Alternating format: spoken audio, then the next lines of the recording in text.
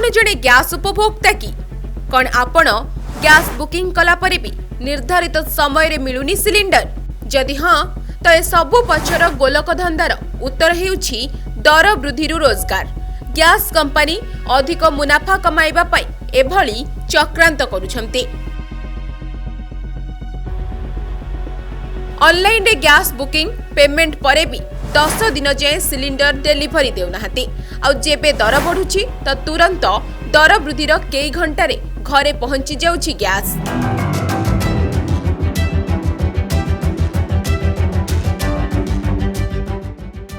नजर पकांतु gas cylinder booking उपरे। खोर्धा जिला टांगी कालुपड़ारे रहिछि एचपी अधिकृत रॉयल लिविंग। ऑनलाइन बुकिंग रो दीर्घ दिन जाए HP gas dealer royal living gas home delivery करुनाहांती। ए अभियोग आजिर नुहे। कस्टमर 2020 मसीहा अगस्ट मासरु एने कंपनी कर्तृपक्षको जणाई आसुछंती तथापि फल शून्य। एचपी गैस रो कोलकाता स्थित अधिकारी सिद्धार्थ झा को अभियोग परे गैस तो डेलीवर हो जाउछि किंतु समस्या के गैस एजेंसी रो कार्यकलाप रे किछि फरक आसुनी।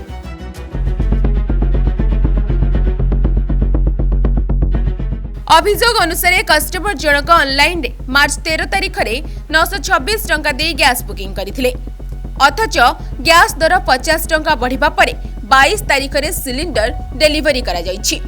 एने एजेंसी रो कर्मचारी को पचारिले कहउछंती आपनक अंचल को प्रतिदिन गैस गाड़ी जाउनी, मंगलवार और शनिवार गाड़ी जाउछि, अति दरकार थिले डिपो को आसी नै जानतु।